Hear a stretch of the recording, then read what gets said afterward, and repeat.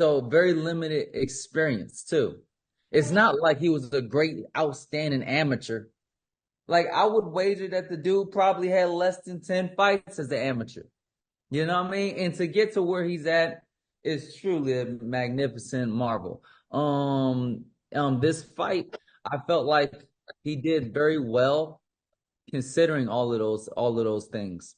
He fought the best that he could possibly fight. And no, it wasn't going to go the distance. Both of those fighters are heavy punchers. Can out Pitbull, man. You know what I'm saying? Like his neck is bigger than his shoulders. You know, this guy's a very resilient fighter. You have to be more than just a heavy puncher. And Pitbull, he pulled it off. He did an incredible job. Shout out to everybody in Mexico. Look, you guys have a great champion in Pitbull Cruz now. And when we talk about Pitbull Cruz, I mean, the first thing that leaps out at you is like a pit off the chain. It's his fighting style. He told us the whole week, hey, I'm coming to attack Rolly Romero. It's going to be up to Rolly to get me off of him. And basically that's what he did. But it's the way that he attacks, because it's not a thoughtless approach like Rolly Romero said so many times, that he was kind of mindless in the way that he kind of did business. What do you think about the way that Pitbull went about breaking Rolly down? And Rolly, give Rolly credit. Valiant effort by Rolly. Never actually went to the deck. Rolly never went down. Went out on his feet, was saved from himself, like he said, from the referee. Absolutely, absolutely. I think Rolly is still incredible. Just for like even going out that way. You know what I mean? Everything was pretty good. The Pitbull, the way he breaks people down is he's just very consistent on doing the exact same things that he's been doing. You know, and it just pays dividend. Like the only way that you can really beat this guy is one, if like you can't have cinder block legs like Rolly. Rolly has cinder block legs. If you see the way he has to like move his feet, it's very heavy.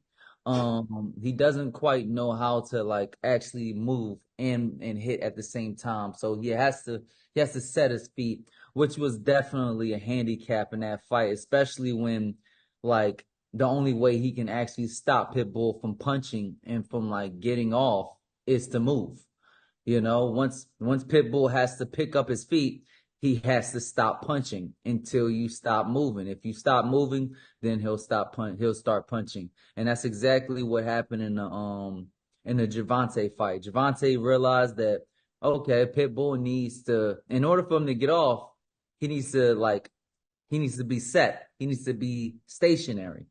So then what ends up happening after Gervonta realized that he couldn't just knock him out with a power counter, you know what I mean? And the uppercut stopped working because Pitbull was blocking, and not to mention his neck is incredibly strong. Again, he did something else. Whereas though he moved and he pop shot, he moved and he pop shot, and he win the rounds and let the rounds speak for itself. And a fighter like that will beat a pit bull, but Rolly just didn't have what it takes at that night. The better man won. And when you talk about now Pitbull Cruz, WBA 140-pound champion, where do you think he ranks among the other champions at 140 with Teofimo Lopez, Devin Haney, and Subriel Matias from Puerto Rico? I think I rank him number 2. You know, number 2, Oh, right? So rank, if you would rank them, give me a ranking of each guy. Number 1 will be Devin Haney. Devin Haney, and then this guy, man, like Pitbull will be right there at number 2. And after number 2, I will probably give it to Tszyu, you know, and then after that, the other guy. The other guy, the hard-punching Puerto Rican, once defeated Subriel Matias. Yeah. What makes you think that he is at the bottom of the quote totem pole? I like one. I really don't know that much about him. I have to really, honestly, I have to look more into him. But like but with these type of other fighters, like I don't know, man. Like, look, all right, look, you have to be a bad motherfucker to be able to even like fight this guy.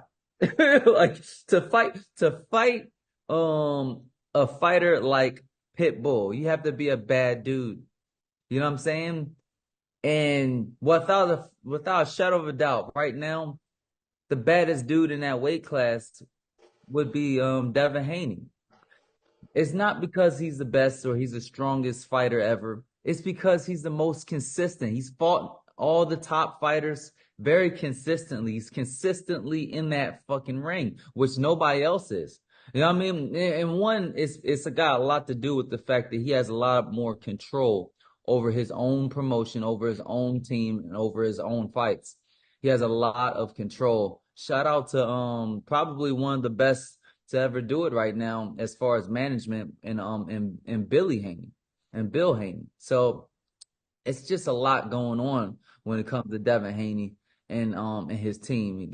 It's just look, if there was ever anybody to run from, it would be Devin Haney. Like, you know what I mean?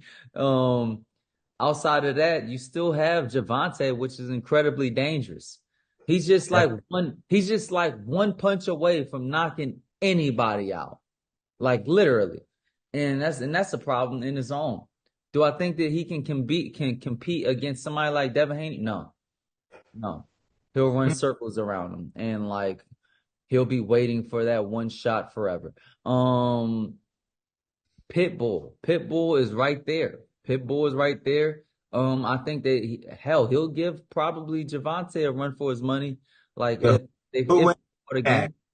Who has Pitbull improved enough to best Gervonta Davis, who we've seen look absolutely stunning in No. his last game? No, not at all. Not at all. I don't think that like Pitbull has a chance in beating Gervonta, but I think that he'll at least put on a good show. You know what I'm saying? He'll put on a good show. Tank, there's only one type of fighter that can beat Tank. You know what I'm saying? And that's an incredibly good checker fighter. You can't fight one of the best chess players in the world playing chess. It's just not gonna happen. And like if you don't have the abilities to outbest them in every single round, you're going to lose. And Pitbull is just not one of those fighters. You need somebody that's elusive, that's very elusive and very unpredictable in the way they execute their tactics, whether they're going forward or backwards. You gotta be very unpredictable because the moment you are predictable is the moment you're on the canvas and they're counting you out. That's how it goes. So you rank Devin beats everybody at 140. Yeah, yeah, That's yeah. fair. The other fight, so much to cover, man. The other fight on the PBC card, the bloodbath is what people were calling it. Sebastian Fundora, the Towering Inferno, wrestling away two belts from Tszyu, and probably what was one of the fights of the year, definitely one of the bloodiest fights of the year. What do you think about that matchup? Well, I was there. I was there live. I can't say it was like a fight of the year. You know what I mean? It was a nice upset, but the thing is, um, that dude is just too damn tall, man. He's just too damn tall, too goofy, too off, too awkward. Look, the dude didn't even do anything and like elbowed the guy in the head, like you know what I'm saying? And then boom, we got this big giant cut. Like Figueroa is his name, right? No, Fundora. Fundora. I'm sorry. Fundora, he's a he's the kind of fighter that people have to actually prepare for. They have to actually go in there and actually prepare. Do I think that that fight would have went the way it did if Tszyu actually like prepared for him rather than Keith Thurman? No, I don't think it would have went the same way. No, not at all. Um, but would it have the same results? You think the dude would still won? Possibly, possibly. This Fundora is very interesting. He's just too damn tall for the weight class. He needs to go up a couple weight classes and like be not malnutrition. You know what I mean? But right now it's just like, the only kind of fighters, it's just not easy to fight somebody like that. That's that awkward, awkwardly tall. A lot of things happen. A lot of people slip up. A lot of weird things happen, whereas though you get hit with punches you probably shouldn't be getting hit with because he's just so like lanky and long. It's not like it was fast. It was just in an awkward position, where your brain didn't really register it as dangerous. But then boom, you get hit. Um, and even like the cut, like he just put his hands up and boy got hit with the hitting the head with elbow. Like, what I mean? Just it's just a real hard stylistic makeup to fight somebody like Fundora, without, and especially without preparing and coming on a short notice. I mean, him off the couch is a danger to pretty much anybody just because of the awkwardness. Well, he wasn't. He was scheduled to fight Sergey Bohacek, the guy that defeated Brian Mendoza in that one-sided unanimous decision prior to their fight. So Oh, so he was ready. Sebastian was already on the card, and Keith Thurman gets injured. They make the call to Sebastian's dad. Boom, bam, Samson, the team. They wrangle things together. They move him up. Now it's a two-belt winning fight for Sebastian. What do you think about the immediate rematch? Do you feel like there should be an immediate rematch, or do you think that Sebastian should move on to the likes of Terrence Bud Crawford or Errol Spence Jr.? You saw Errol get in the ring after the fight. Let me get your thoughts on that. Where do you think he goes from there? And then number two, when Earl got in the ring, what do you think comes out of that? I don't think anything should come out of it because, yes, absolutely. I think a rematch should be definitely initiated and definitely ventured. You know what I mean? And lose against somebody that you wasn't prepared for. A lot of times those rematches look dramatically different. It's kind of like the fight with Anthony Joshua and Andy Ruiz. You know what I mean? He gets caught off guard with Andy Ruiz and then boom. You know what I mean? He's like, oh, fuck that. And he gets a rematch and the fight looks completely different. You know, preparation is a big thing in boxing because people are developing, growing, and evolving at an alarming rate. And somebody that is actually prepared for him, that's a champion like Tim Tszyu, I think would do a lot better. And deserves another fight. I feel like he deserves another fight. I would probably have to just agree because the thing is, right? He does need another. He just needs a fight.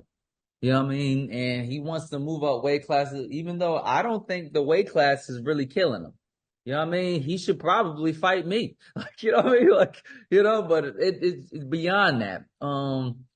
Like I would rather see him fight a top 10 fighter before just going straight to the belt. I mean, dude, you're no longer the guy. You know what I mean? The guy is Terrence Crawford. If anybody should be hopping through those ropes and trying to invade the 154, it would be Terrence Crawford. Even though it's a hard sell, but it is what it is. Well, I saw him fight a tall guy too. Like, what ended up happening is that Crawford would try to figure a way to draw Sebastian into a close quarter fight. And a lot of times what he would do is he'll pull back and then have the guy overcommit, trying to land long punches and then run into short range. Sebastian is the kind of fighter that would fall for those type of tricks. He's not the kind of fighter that will stay long range and kind of tip tap and play around. Eventually, he will get frustrated and pull and find himself overcommitting too much and running into shots, running into pretty clean counters. You know what I mean? And I know Terrence Crawford is not afraid to get close. You know what I mean? Like once he pulls the guy forward into that movement, and he even if he doesn't land the first shot, he'll follow up with maybe 2 or 3 punches in close quarter range and then get out. He has tremendous head movement, which is the one of the main factors, one of the main things that can stop a long range fighter is some good head movement and good foot movement. I'm not saying he's that fast. He's not lightning fast. He's not Blair or Flair fast, but that the consistent head movement and the foot movement combination on both sides, going this way and that way, switching feet. I don't think that Fundora really has a chance. You know what I mean? At like trying to pull something off like that against Terrence Crawford.